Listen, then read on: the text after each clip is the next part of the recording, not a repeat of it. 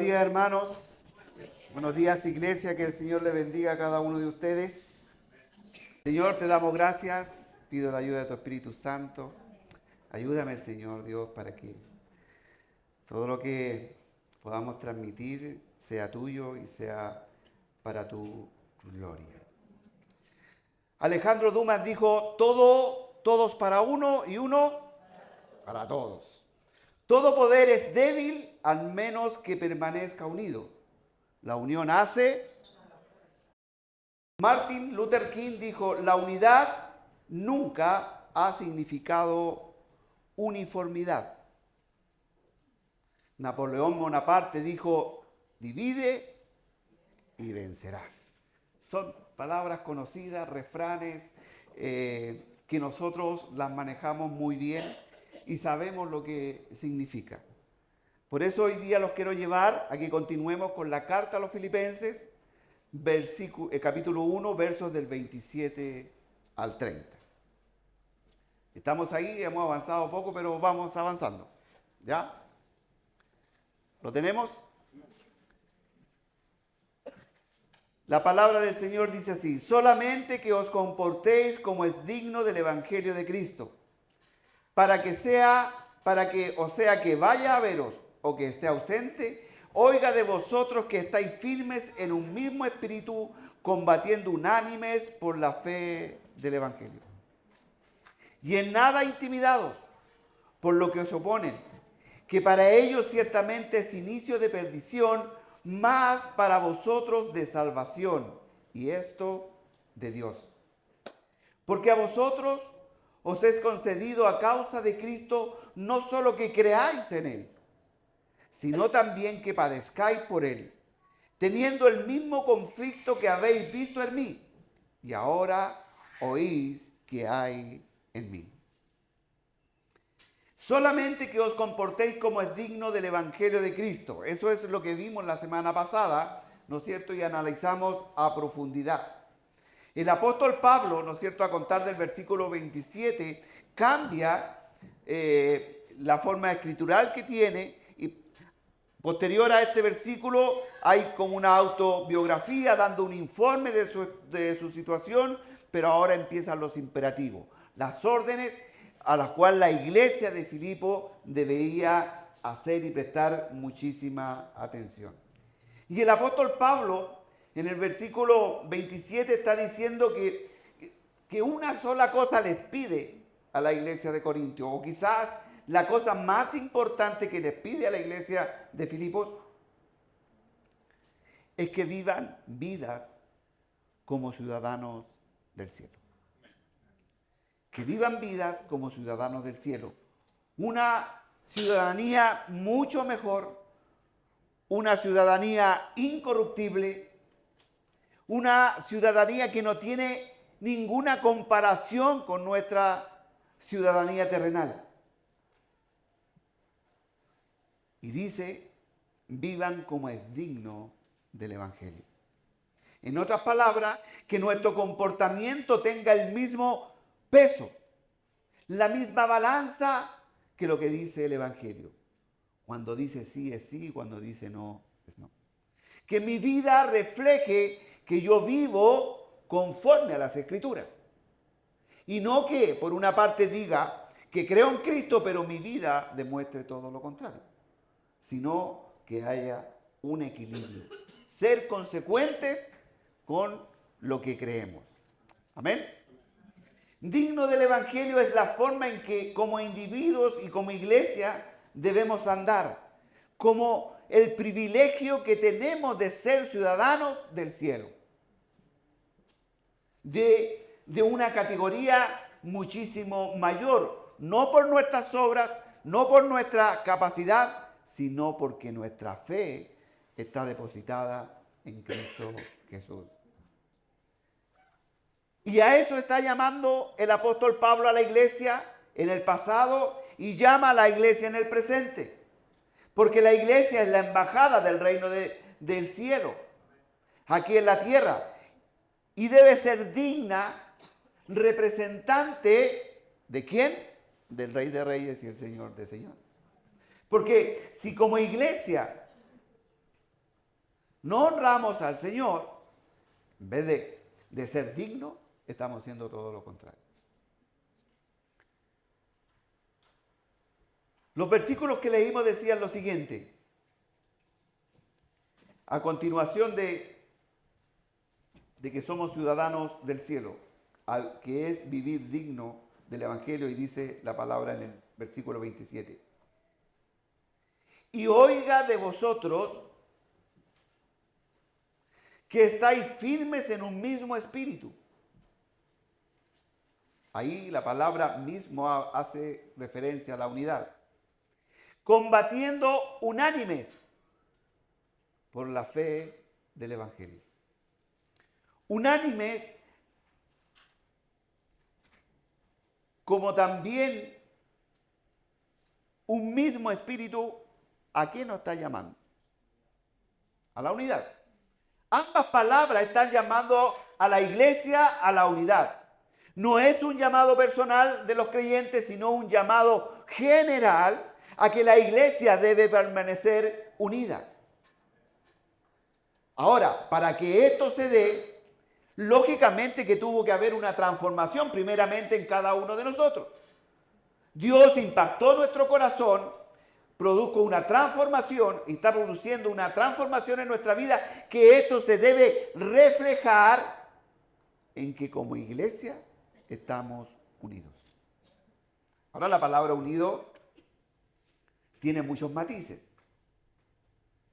Pero lo importante es aquí que el apóstol Pablo está llamando no a personas individuales, sino que está llamando a un equipo de personas unidas. Porque este equipo de personas unidas refleja la vivencia del Evangelio. Una iglesia unida bajo el Evangelio, bajo los estándares de la palabra de Dios, será la que pueda enfrentar cualquier oposición. De ahí es el propósito de que no somos individuales, sino que somos un conjunto de creyentes unidos por el Evangelio. Una iglesia unida al Evangelio crece, se fortalece a pesar de los ataques que pueda recibir. Una iglesia unida refleja el carácter de quien la estableció, ya que existe en unidad y existe una unidad entre el Padre, el Hijo y el Espíritu Santo. Y nosotros debemos reflejar también esa unidad, porque creemos exactamente lo mismo: Padre, Hijo y Espíritu Santo. Y consecuentemente a eso debemos andar conforme a eso. Debemos vivir vidas conforme a lo que creemos.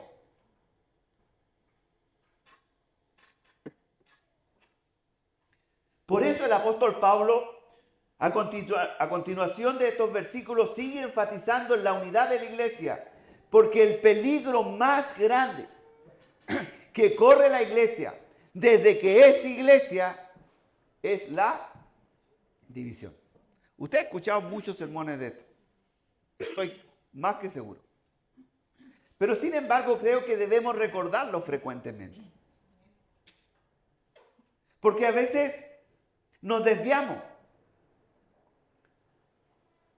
Y hay algo que produce la unidad. La unidad no viene simplemente porque yo quiero la unidad. Por eso el apóstol Pablo resalta que vivir conforme al Evangelio implica estar unidos como iglesia, avanzar en el propósito de esta. ¿Y cuál es el propósito de la iglesia? Reflejar el carácter de Cristo. Proclamar y anunciar el Evangelio. La unidad es el reflejo de la iglesia primitiva. La iglesia cuando nació, reflejó constantemente esta unidad.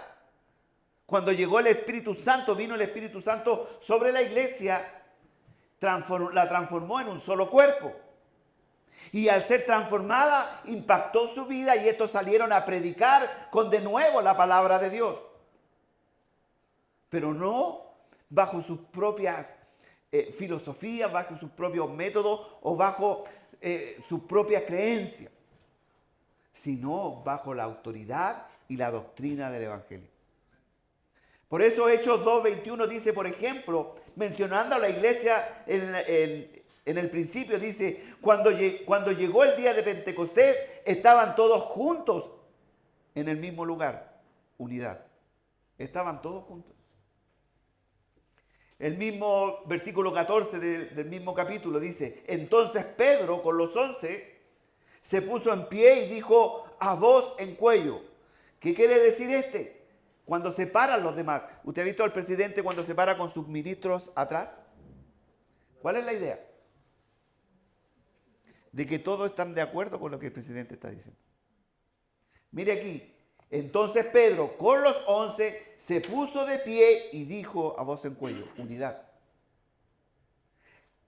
Versículo 42 dice, se mantenían firmes en la enseñanza de los apóstoles, en la comunión, en el partimiento del pan y en la oración. Había un mismo sentir en ellos, incluso hasta en la oración. Estos son solo algunos versículos de los muchos que hablan sobre la unidad de la iglesia. Hablan de un solo propósito, de honrar al Señor Jesucristo. Cuando vino el poder del Espíritu Santo sobre ellos, los capacitó para salir a predicar el Evangelio. Les dio valentía para poder salir y predicar con denuedo. Los capacitó para vivir vidas conforme al Evangelio, a la palabra de Dios. Por eso podemos ver mártires, como compartían nuestros hermanos que hemos venido compartiendo, orando por los misioneros. Porque Dios capacita a los creyentes para que vivamos conforme al Evangelio. Unidos con Él, en un mismo sentir. Esto era lo que caracterizaba a la iglesia primitiva y esto es lo que debe caracterizar a la iglesia. Esto debe caracterizar a la iglesia en el presente. Unidad con un solo propósito en su corazón. Quedando claro que no hay lugar para personalismo. No hay lugar para individualismo. No hay lugar para estrellas solitarias que quieren brillar solos, sino todos apuntando a lo mismo. A mí me llama la atención, como algo me gusta el fútbol, que cuando los equipos triunfan, generalmente tanto los jugadores como el entrenador hablan de la unidad del equipo. Y cómo todos se sacrifican por todos. Y así se logran los objetivos. El Señor Jesús lo dejó muy claro en la oración sacerdotal en Juan 17, cuando dijo, del versículo 21 al 22, cuando dijo, para que todos sean uno. Padre, así como tú estás en mí y yo en ti, permite que ellos también estén en nosotros para que el mundo crea que tú me has enviado. Yo les he dado la gloria que me diste para que sean uno, así como nosotros somos uno. Unidad.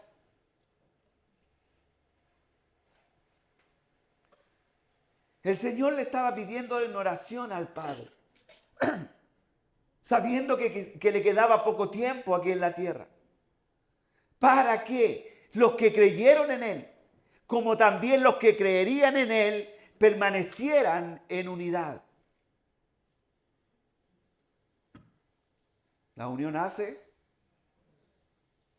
pero esos son dichos. Yo creo que se lo sacó de la Biblia en todo caso. Napoleón yo creo que leía la Biblia, por eso descubrió que la Tierra era redonda. ¿Sí?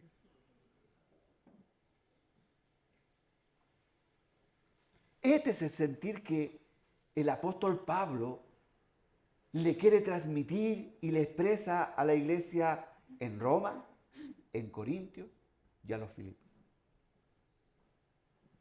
En Efesios, en los evangelios hablan de la unidad.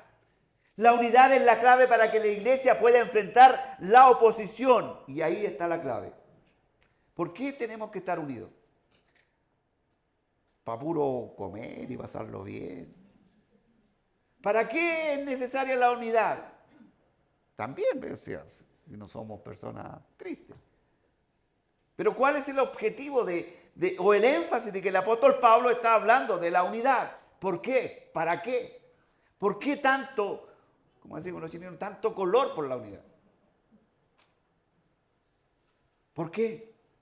Porque es la única forma en que podamos enfrentar la oposición, las situaciones difíciles, las dificultades que tenemos que enfrentar, que ha enfrentado la iglesia en el pasado, que enfrenta la iglesia en el presente y que enfrentará la iglesia en el futuro. ¿Por qué? Porque la iglesia está puesta en un mundo hostil. Acuérdense que no somos ciudadanos de esta tierra. Por lo tanto, la iglesia siempre, de que es iglesia, ha tenido que soportar los ataques del enemigo que la quiere destruir y dividir. Y para que eso no ocurra, el Señor dijo, permanezcan unidos. ¿Se entiende? Permanezcan unidos. La pregunta es, ¿cuánto aporto yo a esa unidad? ¿O puedo discernir qué es lo que no aporta a la unidad? ¿Alguien me puede decir qué no aporta a la unidad? Porque hablamos de unidad, ya, y todos sabemos que ya. Pero ¿qué no aporta a la unidad?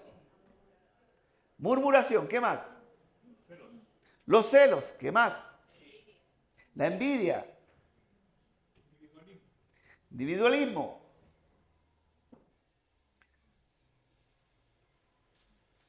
¿Eso no? Falta de amor. Pero hablamos como cosas cosas más visibles. Cotidianas, si estamos aquí, ya. Ahí, yo puedo hacer una retrospección en mi vida, en mis pensamientos, y puedo decir, pero en la vida diaria. Mal comportamiento. Trabajo mal hecho. Ah, cierto. Vamos. ¿Qué más? Párese, hermano, para que se siente otro. No, chico, yo llegué primero. Ayuda a la unidad. No estoy diciendo que en esta iglesia pase. No. Otra iglesia que yo visité. ¿Qué es lo que a diario nos aporta a esta unidad? ¿Llaneros solitarios aportan a la unidad? ¿Que quiera hacer siempre las cosas a mi manera aporta a la unidad? Pero eso es lo que hacemos. Lamentablemente eso es lo que hacemos. Entonces el apóstol Pablo en los versículos 27 al 30 de Filipenses está diciendo que la evidencia, mire, de ser dignos del evangelio se ve reflejado o queda en evidencia ¿cuándo? 2 puntos. El apóstol Pablo está diciendo a la iglesia de Filipenses que la evidencia de ser dignos del evangelio, acuérdense que hablamos lo que era digno, ciudadanía del cielo, se refleja o queda en evidencia cuando, número 1, estamos firmes en un mismo espíritu. Número 2, combatiendo unidos por la fe del evangelio. Y número 3, aprendemos a padecer unidos por causa del evangelio. ¿Están aquí? Amén. Vamos. Punto número 1, firmes en un mismo espíritu, unidad. Versículo 27, solamente que os comportéis como es digno del evangelio de Cristo, para que sea que vaya a veros o que esté ausente, oiga de vosotros que estáis firmes en un mismo espíritu. Firmes en un mismo espíritu es un llamado a cada integrante de la iglesia a comprometerse de permanecer firmes y perseverar en la unidad para representar dignamente el Evangelio de Jesucristo. El Evangelio que ha transformado nuestras vidas. El Evangelio que nos hizo entender que no era por obras humanas, sino que era la gracia del Señor la que vino a transformar nuestras vidas. Ser dignos del Evangelio que hemos recibido, por el cual se nos ha sido perdonados nuestros pecados y elevados a la categoría de hijos. Amén. A la categoría de hijos de Dios.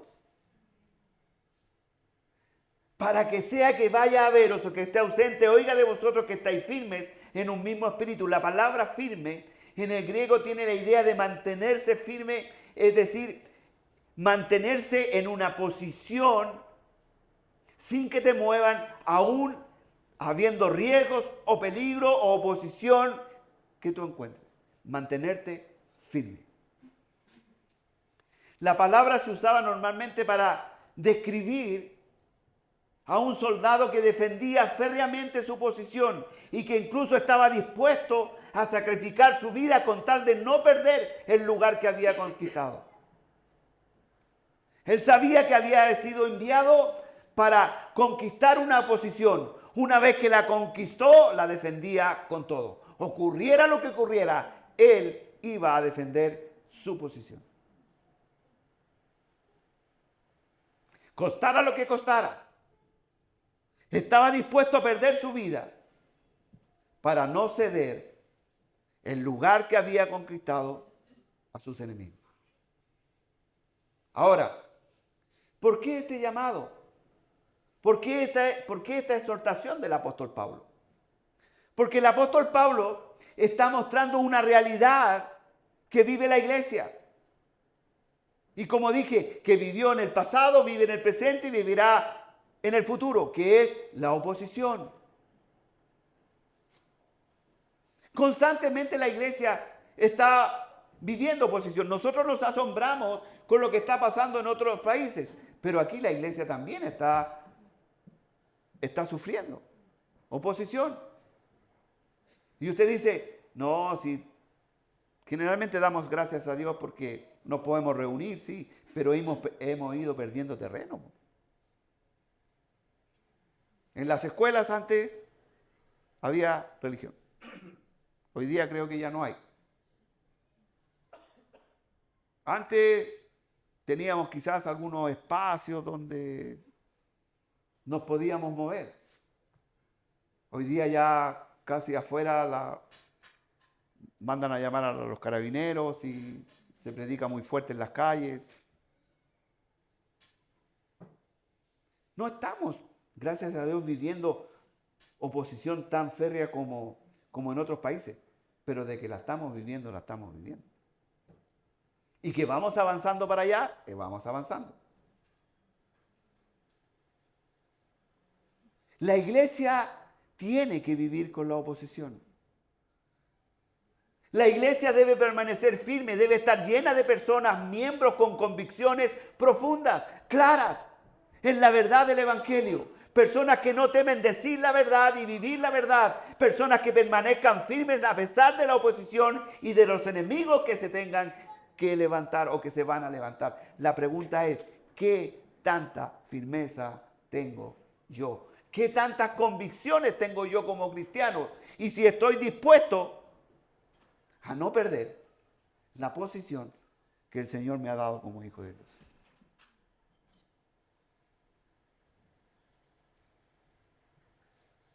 Permanecer firmes es vivir y ser dignos del Evangelio, manteniendo firmes nuestras convicciones, nuestras creencias y el propósito, sin que importe el costo que esto implica. Y cuando hablo de costo, hablo de todos los costos, no solamente del dinero. De todos los costos que esto implica. Por eso el apóstol Pablo dice, para que sea que vaya a veros o que esté ausente, vaya o no vaya, Oiga de vosotros que estáis firmes en un mismo espíritu. ¿Por qué? Porque el apóstol Pablo entendía a cabalidad estas palabras y sabía que si permanecerían firmes en un mismo espíritu, nadie los podrá mover de la verdad. El apóstol Pablo tenía convicciones profundas y las transmitía. En los últimos días le escribe a Timoteo en 2 de Timoteo 1:2 y le dice: por ese motivo padezco estos sufrimientos, pero no me avergüenzo, porque sé, ahí hay una convicción absoluta, no tengo duda, no, porque sé en quién he creído y estoy seguro de quién tiene el poder para guardar hasta aquel día lo que he dejado a su cuidado. Mire la confianza, la firmeza que tenía el apóstol Pablo. Con fe y amor en Cristo Jesús, sigue el ejemplo de la sana doctrina que de mí aprendiste, con el poder del Espíritu Santo que vive en nosotros. Cuida la preciosa enseñanza que se te ha confiado. ¿Firmes en qué? En el Evangelio. Así como el apóstol Pablo, un creyente debe tener convicciones profundas, sólidas, firmes, en un mundo relativo, en un mundo que se opone claramente a todo lo que tiene que ver con Cristo. Hermanos, vivimos en constante oposición. ¿Por qué en los gobiernos cuesta que hayan tantas personas cristianas?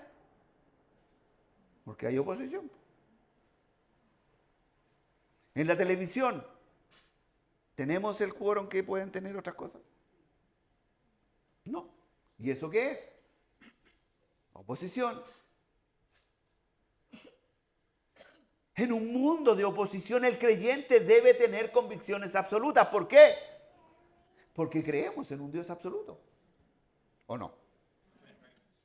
O creemos en uno que, como algunos dicen los políticos, que de acuerdo a cómo van las encuestas, van y cambian su discurso y se van acomodando a las cosas del mundo. No, Dios es absoluto, Dios es claro, Dios es firme.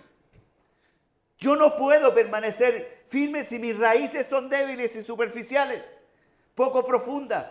Eso es lo que pasa con un árbol cuando no tiene raíces y es débil. ¿Qué pasa? A la primera tormenta fuerte, este se viene abajo. Puede parecer un árbol frondoso, lleno de vida, pero si no tiene raíces sólidas, este se derrumba. Y eso pasa también con la vida de los creyentes. Por eso que no es cuántos años yo llevo en la iglesia, eso no me da raíces profundas. No es porque yo nací en el Evangelio que da raíces profundas. Las raíces profundas nacen de convicciones profundas, de quién creo, a quién sirvo, a dónde voy y por qué hago lo que hago. ¿Por qué me abstengo de tantas cosas? Porque sé en quién creo. Un creyente que no tiene convicciones profundas, arraigadas en la palabra de Dios, en el Evangelio, no va a poder permanecer firme ante cualquier dificultad, va a caer. Ante cualquier tentación, va a caer. Ante cualquier cosa que aparenta ser verdad, va a caer. Y como no nos gusta caer, después justificamos la caída. No, así que justo se atravesó una piedra chiquitita y me di vuelta. Había una hormiga y me caí de frente. Pero rara vez es porque yo iba pajareando. ¿O no? O yo me equivoco. Yo me di un porrazo una vez que metí una... Y no fue porque me estaban mirando como 100 personas. ¿Me entienden o no? Caemos una y otra vez y nos justificamos una y otra vez, pero rara vez reconocemos que nuestras caídas, nuestros pecados, nuestras faltas son porque no estamos arraigados en la palabra de Dios, porque no hemos tomado en cuenta al Señor. Y más encima buscamos culpables.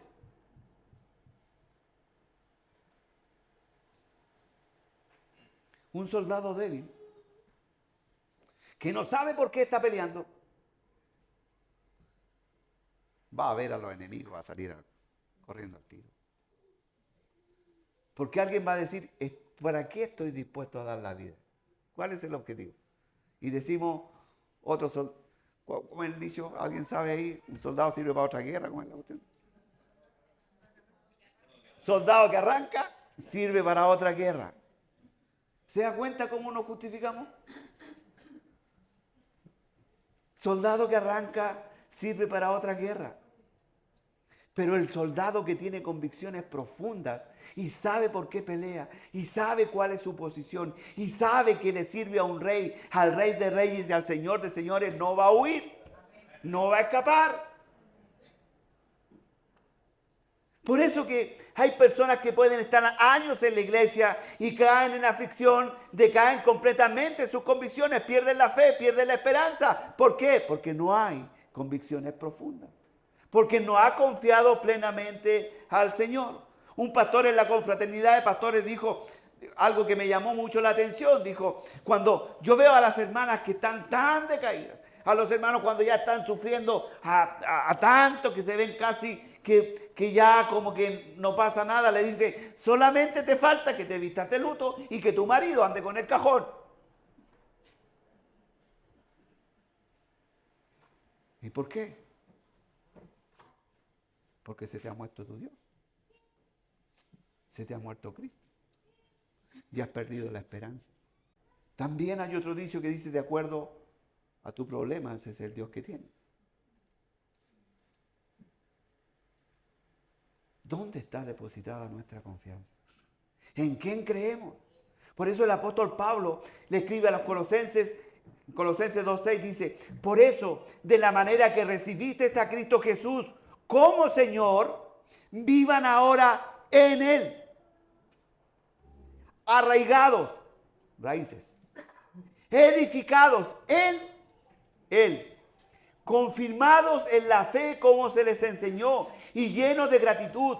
Cuídense de que nadie los cautive con la vana, engañosa filosofía que sigue tradiciones humanas, las que van de acuerdo a los principios de este mundo y no conforme a Cristo.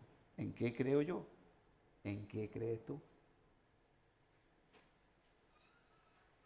La iglesia está llamada a tener convicciones profundas que proceden de haber creído en el Evangelio. Estas no son convicciones de uno mismo.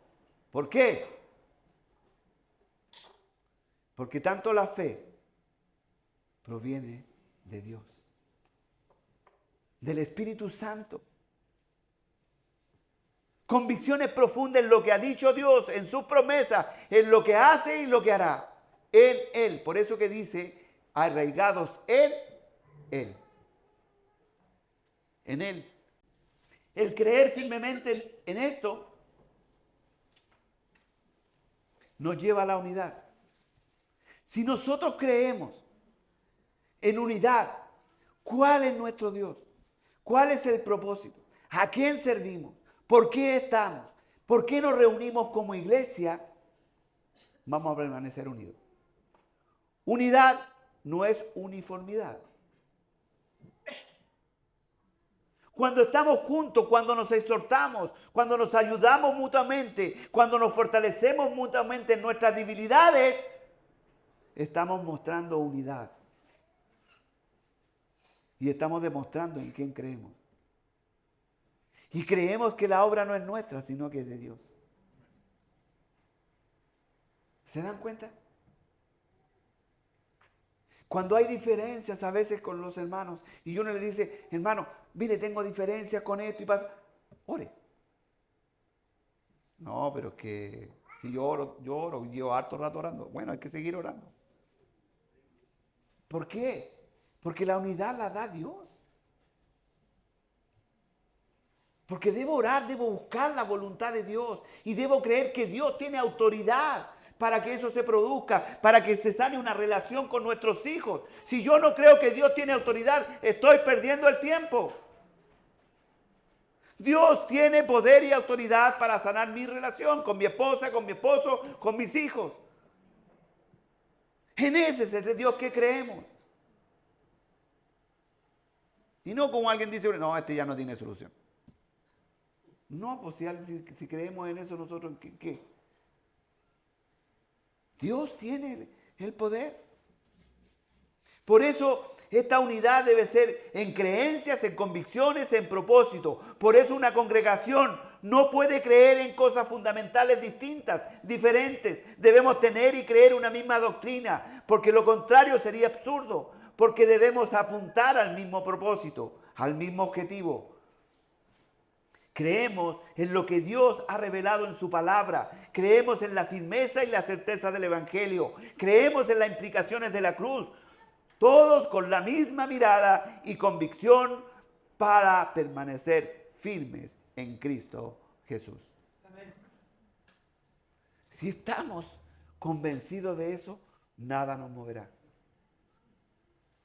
Si estamos convencidos de eso, ¿sabe qué va a pasar, hermano? Ciencia no es nada. Amén. Ciencia no es nada. Estábamos convencidos que Dios podía hacer una obra, no había nada y levantamos aquí en un lugar arrendado. ¿Qué importa si la obra es de Dios? Convicciones profundas, sólidas. No tuvimos que inscribir a nadie, no tuvimos que apuntar con un palo para que vinieran. No, hermanos, el poder de Dios se movió para que esto sucediera. ¿Y por qué no se va a seguir moviendo? Y a lo mejor no se va a seguir moviendo porque no hay unidad de pensamiento, no hay unidad de propósito. La unión hace la fuerza en los hombres. La unión en Cristo es poderosa. Esa es la diferencia. Esa es la diferencia. La unión en Cristo es poderosa. Por eso el apóstol Pablo dijo algo similar en Filipenses 4:1. Así que, hermanos míos amados, deseados, gozo y corona mía, estad así firmes en el Señor, amados. Aquí podemos observar la firmeza. Que la firmeza no tiene que ver con nosotros, sino en quién está depositada. ¿Por qué? Porque yo soy débil. ¿Por qué? Porque yo caigo. ¿Por qué? Porque mi corazón es engañoso. Pero cuando yo estoy firme en el Señor, avanzo para su gloria. ¿Se da cuenta? Primera de Corintios 6:13 dice, velad y estar firmes en la fe, portaos varonilmente y esforzaos. ¿Dónde está? ¿En qué tenemos que estar firmes? En la fe. Gálatas 5:1, estad pues firmes en la libertad con que Cristo nos hizo libres y no estéis otra vez sujetos al yugo de la esclavitud. ¿Quién es libre aquí? Efesios 6:11, vestidos de toda la armadura de Dios para que podáis estar firmes contra las acechanzas del diablo. ¿De dónde viene nuestra fortaleza? Del Señor. Efesios 6:14, estad pues firmes, ceñidos vuestros lomos con la verdad y vestidos con la coraza de justicia. ¿Dónde está nuestra fuerza? ¿Dónde está nuestra valentía? ¿De dónde proviene nuestra fuerza, nuestra valentía? ¿De dónde provienen los éxitos para la iglesia? Aquí yo me voy porque yo esperaba que dijeran por último amén o del Señor. Sí. Es que me da la impresión de que no escuchan, por hermano. Y yo estoy aquí. No. Yo hubiese renunciado con la respuesta, pero como sé que mis fuerzas están en el Señor, sigo. El Señor es el que da. Sí, por hermano. Sí, es cierto. Hermanos, nos podemos dar cuenta que el énfasis del apóstol Pablo no cambia, es el mismo a todas las iglesias que estén firmes. Pero esta firmeza no de nosotros, no de nuestro intelecto, no de nuestra sabiduría, sino de Dios, sino del Señor, el autor y consumador de la fe, de la fuerza de Dios en nosotros y de una fe absoluta en que Dios es soberano, que Dios no falla, que Dios permanece fiel independiente de las circunstancias, que Dios permanece eternamente independiente de lo que suceda. Se ha levantado una y otra cosa contra la iglesia, pero la iglesia permanece. ¿Por qué? Porque el Señor la sustenta. Hermanos, aunque sigamos experimentando la oposición del mundo cada día, en un mundo hostil, aunque sigamos viviendo los ataques a la iglesia, ridiculizando a la iglesia, denostando a la iglesia a través de la burla, aún así la iglesia va a permanecer y ha permanecido a través del tiempo, porque no está fundada sobre sabiduría humana, sobre fuerzas humanas, sino en el poder de Dios. Porque Él la fundó, porque Él la puso sobre la roca. Por eso el desafío es a permanecer firmes, unidos para la gloria de Dios, permaneciendo firmes, independiente del costo que esto significa. Unidos firmes contra las acechanzas del enemigo, que siempre se van a oponer y se opondrán a la verdad de Dios. Eso lo vivimos a diario. No, mira, conversemos de cualquier cosa menos de religión. Podemos estar pasándola súper bien, pero cuando uno dice, no, es que yo soy cristiano, así como que cae una muralla. Por eso a veces también en la práctica el más pequeño remesón nos hace perder las convicciones que tenemos. Y empezamos a transar principios que no son negociables, hermanos. Ante cualquier apriete nosotros justificamos y decimos, bueno, es que yo tengo que llevar pan para la casa y cómo le voy a llevar la contraria al jefe frente a esto y si tengo que robar, robo. Hay principios que no podemos transar, hermanos, como hijos de Dios, como cristianos. Porque la iglesia es columna y baluarte de la verdad, lo que implica que nada ni nadie puede mover sus fundamentos y su firme esperanza en la victoria de Cristo Jesús. Mire, hermano, a veces olvidamos que la victoria ya la tenemos. Cristo ya venció en la cruz. Si yo no peleo por la victoria, yo peleo para que esa victoria se conozca, porque la victoria ya la tenemos como hijos de Dios. Cristo ya la ganó en la cruz, ya derrotó a las potestades del infierno en la cruz. Yo estoy para anunciar, para dar a conocer esa verdad. Pero la victoria es nuestra. La victoria es nuestra.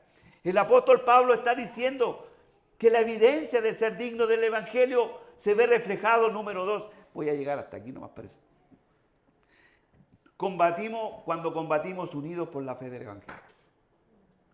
Combatiendo unidos por la fe del evangelio. Mire, combatiendo tiene la idea de lucha que hemos venido diciendo, pero luchar al lado de alguien, no solo. Pasa de la metáfora de un soldado que se mantiene firme en su puesto a la de un equipo de combate, de unidad, de victoria contra el enemigo. La palabra combatiendo viene de la palabra atleo, que significa atleta o atletismo. Y como sabemos, un atleta debe tener disciplina. Un atleta tiene que estar constantemente preparándose, entrenándose para poder lograr sus objetivos que se traza en su carrera. Segunda Timoteo 2:5 dice, y también el que lucha como atleta no es coronado, sino lucha legítimamente. ¿Cómo estamos luchando? ¿Cómo lo estamos preparando? La lucha que representa el apóstol Pablo debe ser ofensiva y defensiva. Ofensiva quiere decir que debemos denunciar las herejías. Debemos decir lo que es y lo que no es. Pero muchas veces, sobre todo con esto de las redes sociales, uno puede ver que alguien dice algo y se lanzan todos contra la herejía. Y está bien. Pero esa es una ofensiva. ¿Y la defensiva? ¿Qué sacamos con pasarnos nuestra vida denunciando error y error, pero si no anunciamos la verdad? Si no decimos qué es lo verdadero. Es como cuando nos pasamos la vida encontrando defectos en los demás y cuando miramos los nuestros. Es como lo mismo. Debemos luchar contra las herejías del mundo, pero anunciar las virtudes de aquel que nos llamó de las tinieblas a la luz. Debemos mostrar que en Cristo hay vida nueva, hay un nacimiento nuevo, hay transformación de vida. Debemos demostrar y combatir unidos por la fe del Evangelio. Pero por la fe escritural, no por las tradiciones. Nos enfrescamos en las tradiciones de las personas a veces, de las iglesias. Y pocas veces en los fundamentos que esta la sustentan. No solo debemos denunciar el error, sino también anunciar, propagar, unidos la verdad. Unidos la verdad. Para que esto sea posible debe haber unidad de propósito, donde no hay lugar para estrellas solitarias, para personas que quieran lucirse a sí mismos, que quieren mostrarse, promocionarse. La iglesia no es el lugar para aquellas personas. Hay escenarios, hay otros lugares para eso. Aquí estamos para la unidad, para que todos con el mismo propósito avancemos juntos, sin que nadie se quede atrás, exhortándonos, animándonos, fortaleciéndonos, llevándonos portados, porque somos hermanos. Y nuestro Padre es uno. Y nuestro Padre es uno. Animándolos para que los creyentes hagamos su voluntad. Si no, la iglesia va a tener, si no la iglesia no tiene esto bien claro, si no sabe hacia dónde camina, vamos a ser derrotados. Por eso que en la iglesia no pueden haber ministerios aislados que corran por un carril independiente, porque la iglesia es una. Por eso que no pueden haber hermanos independientes, porque la iglesia es una. Y si no estás de acuerdo, hermano, con el amor que te tengo, busca un lugar, pero no te pierdas aquí. ¿Me entiendes? Unidad. Se debe buscar luchar juntos, unidos como equipo, para la gloria y la honra de Dios. Luchar juntos como equipo contra los opositores del Evangelio, no contra nosotros mismos. Contra las huestes espirituales. Porque nuestra lucha no es contra carne ni sangre, sino que contra principados y potestades. Debemos luchar juntos, unidos, como equipo, como cuerpo que somos, entendiendo que todo es para la gloria de nuestro Señor Jesucristo y que si Dios me llamó a su presencia, Él tiene un propósito individual, pero también como iglesia. Ahora, hablar de individualismo parece fácil, pero hermano, cuando yo hablo de individualismo es que tenemos que luchar con nosotros mismos, con nuestro ego, con nuestro engañoso corazón. Tenemos que luchar con lo que yo espero recibir de los demás. Tenemos que luchar con los que no hacen las cosas, como decía al inicio, como a mí me gusta. Debemos luchar interiormente para que se produzca también la unidad. Debemos luchar con los egos personales. Por eso que debemos mantener mentalidad de equipo, no de estrellas solitarias.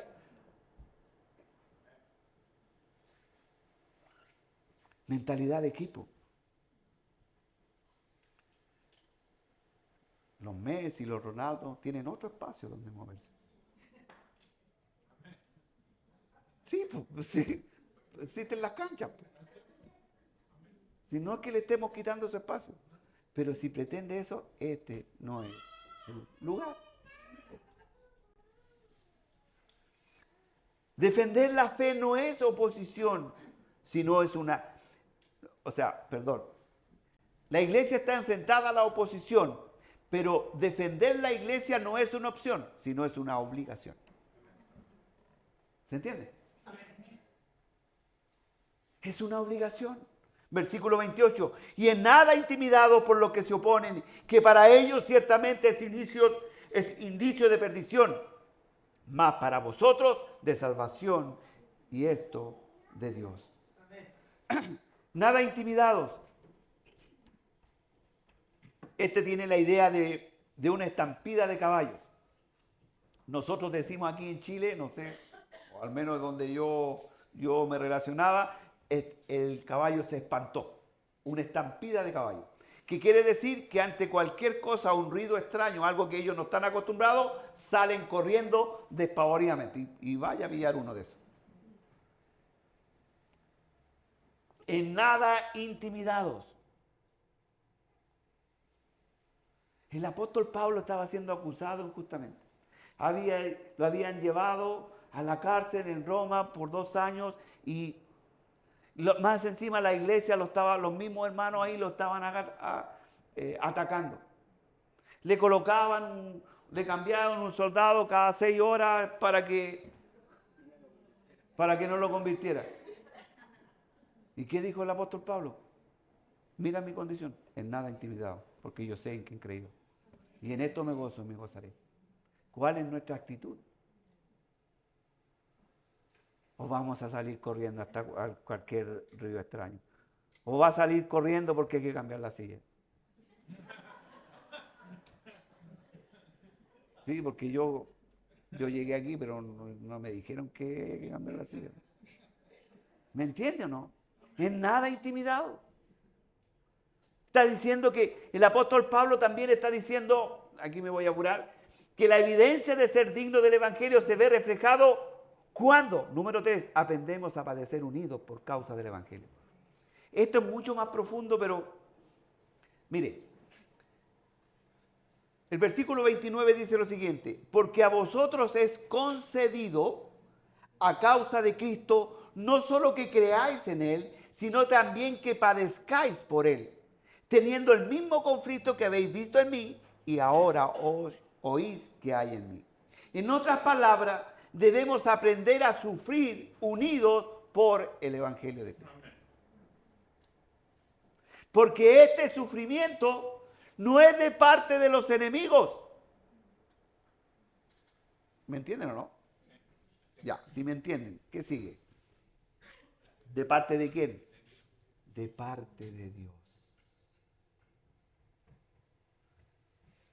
Debemos aprender a sufrir para y por la causa de Cristo. Esto complementa todo lo anterior. Permanecer firmes da por hecho que hay enemigos que debemos combatir.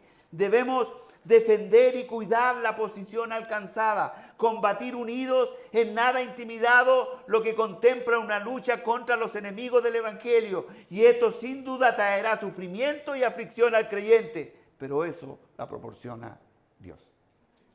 Entonces, porque la palabra concedido viene también de la misma palabra gracia. ¿Se acuerda que por gracia, qué dice? Bueno, la palabra concedido viene de la raíz de esa palabra gracia. Y por gracia soy salvo, es decir, no mérito humano, sino que eso es un don de Dios. Ya. Y aquí cuando dice que ha concedido quiere decir lo mismo. Es un don de Dios que podamos padecer por Él. Si usted viene aquí a la iglesia, hermano, si llegó por los panes, si llegó por la carne, si llegó por los peces, bienvenido sea. Y qué bueno que llegó por los panes y los peces. Por el pebre, por las empanadas, por lo que usted le quiera poner. Pero eso ya pasó. Una vez que está aquí, déjeme decirle que la causa del sufrimiento de nosotros los cristianos viene de Dios. Para transformarlos para su gloria. Entonces, el apóstol Pablo, bueno, voy a saltar muchas cosas, pero quiero recordarle esto. Mire, por eso que en Mateo 5, 11, 12 dice, bienaventurados sois cuando por mi causa os vituperen y os persigan. ¿Qué significa eso? Que a nosotros porque vamos pasando nomás nos van a decir una simple cosa. Vituperen o persigan.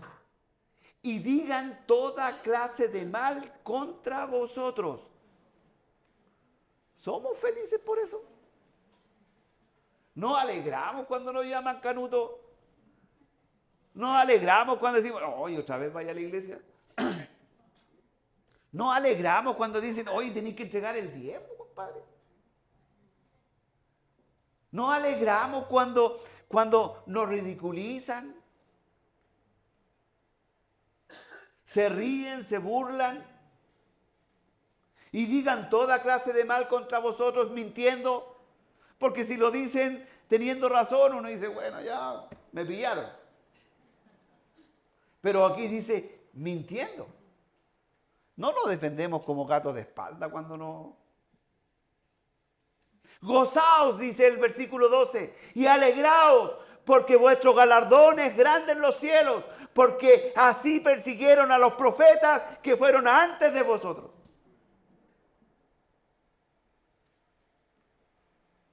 ¿Qué pasa cuando nos apretan un poquito? ¿Qué sale del sándwich cuando lo apretamos? Cuando nos dicen sanguchito de palta, ¿qué sale de nosotros? Esto es cuando se trata de sufrir por el Evangelio, no cuando sufrimos por nuestros errores, por nuestras faltas. Eso no, ahí no lo podemos alegrar, sino que cuando sufrimos por causa de Cristo, por el Evangelio, por querer hacer su voluntad, por querer andar en sus caminos, por querer obedecer la palabra, por querer estar en su presencia, por querer congregarnos, por querer juntarnos, por querer glorificar el nombre del Señor.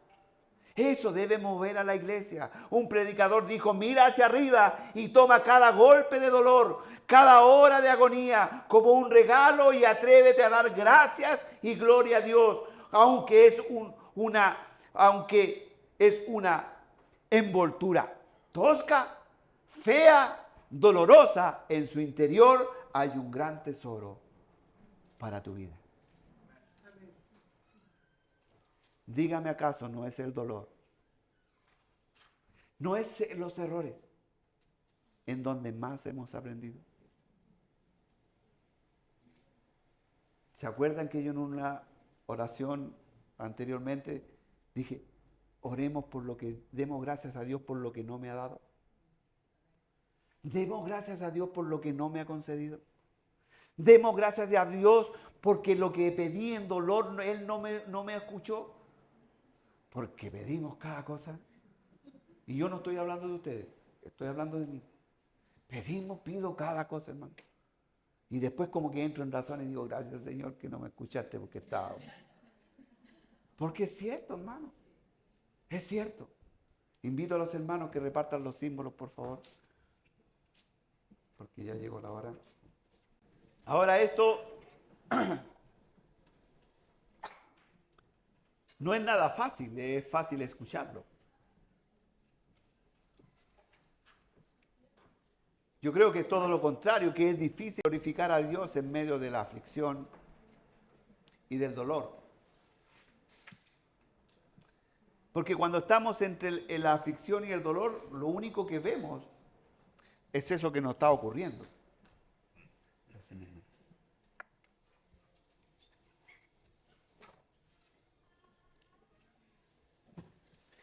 Y sin duda que cuando estamos en aflicción y en dolor, lo único que queremos es salir de esa situación, ¿cierto? Cuando nos falta algo, lo único que queremos es que esa necesidad sea cubierta, ¿cierto?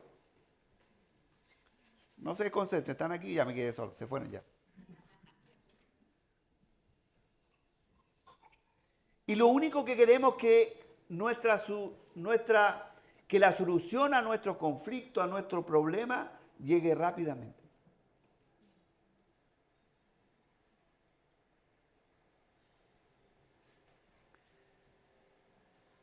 Queremos que las cosas se hagan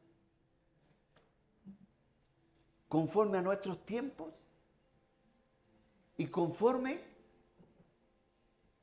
a lo que yo quiero y en los plazos que yo establecí. Y yo voy a decir que la silla yo quería cambiarla la semana pasada para que se cambie la próxima semana.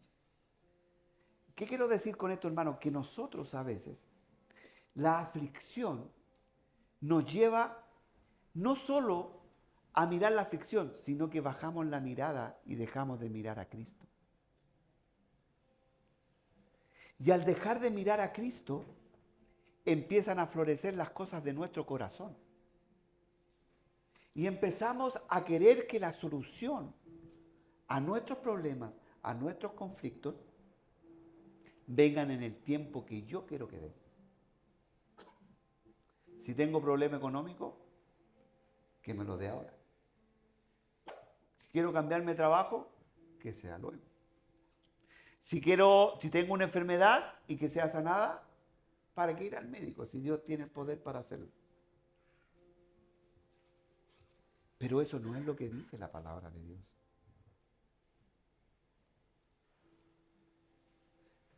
Pero cuando esa aflicción viene de Cristo, a causa de Cristo y por Cristo, debemos aprender a glorificar al Señor.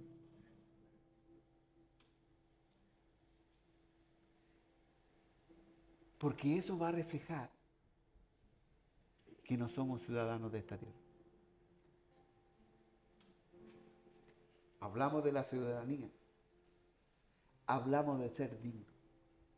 Cuando la aflicción viene por querer ser dignos de Dios, glorificamos a Dios. Cuando yo me abstengo de hacer mi voluntad, es que estoy glorificando a Dios. Cuando yo tengo que morir es cuando estoy glorificando a Dios, no es al revés. Glorifico a Dios cuando yo me doy cuenta que soy yo el que tengo que morir y no andar pidiéndole por ahí a la gente que se ande muriendo. Muérete, hermano. Yo ayer noche hice algo que no tenía que hacer. Le dije a mí, estábamos con mi hija teniendo ahí alguna diferencia, le dije yo, muere.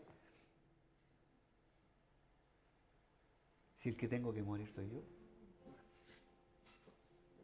¿Y por qué pasa eso? Porque no miramos a Cristo. Y nuestras convicciones se derrumban porque no miramos a Cristo. Nos debilitamos porque no miramos a Cristo. Nos enfurecemos porque no miramos a Cristo. Queremos satisfacer la carne porque no miramos a Cristo. Queremos hacer nuestra voluntad porque no miramos a Cristo. Y queremos que los otros hagan lo que yo no soy capaz de hacer. Porque no miramos a Cristo. El apóstol Pablo está diciendo que la evidencia de ser digno del Evangelio se ve reflejado o queda en evidencia cuando estamos firmes en un mismo espíritu. Cuando combatimos unidos por la fe del Evangelio. Cuando aprendemos a padecer unidos por la causa de Cristo. En esta unidad vamos a participar de la Santa Cena del Señor. Con esta convicción, con convicciones sólidas, en unidad de pensamiento, firmes, en nada intimidados, luchando incluso contra nosotros mismos. Y recordar que Cristo ya venció, que no es posible que Él venza, que no es posible, que no es probable, sino que Él ya venció, Él ya ganó, la victoria es nuestra. Y eso me debe llevar a obligar la carne, a mis pensamientos, a someterlos al Señor, tal como lo dijo el rey David en el Salmo 103. Ese es un salmo espectacular. Lo leía el otro día y decía, bendice alma mía al Señor y no olvide ninguno de sus beneficios. Me dio la impresión que el rey David estaba diciendo,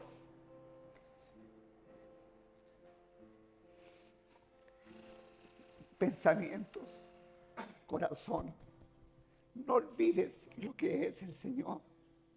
Bendice alma mía, mira, no lo quiero bendecir. Mi alma me está diciendo que no lo quiero bendecir. Y él dice, bendice alma mía al Señor.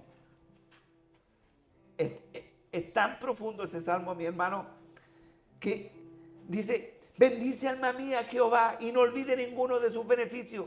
Él es el quien perdona todas mis iniquidades. El que sana todas tus dolencias. Le está obligando a su pensamiento y a su alma a que recuerde lo que Cristo hace en cada uno de nosotros. Él rescata del hoyo tu vida. El que te corona de favores y misericordia. El que sacia de bien tu boca, de modo que te rejuvenezca como el águila. Recuerda, hermano, es el Señor el que rejuvenece nuestro espíritu.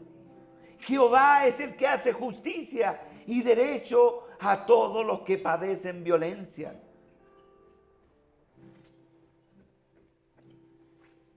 Sus caminos notificó a Moisés y a los hijos de Israel sus obras. Misericordioso y clemente es Jehová, lento para la ira y grande en misericordia. No contenderá para siempre, ni para siempre guardará el enojo. No ha hecho con nosotros conforme a nuestra iniquidad. Mire, hermano, lo que está diciendo. No ha hecho conforme a nuestras iniquidades, sino nos ha pagado, ni nos ha pagado conforme a nuestros pecados. Ese es nuestro Dios. A ese Dios alabamos. A ese Dios servimos. A ese Dios sometemos nuestra voluntad. A ese Dios nos aferramos firmes. A ese Dios vamos a defender con convicciones sólidas. Y vamos a avanzar para su gloria. Somos débiles. Somos débiles. Caemos una y otra vez. Pero eso no es motivo para no pararnos en el nombre del Señor. Porque Dios nos puso vestiduras nuevas. Y nos ha dado su victoria para su gloria. Te invito a ponerte en pie, mi hermano.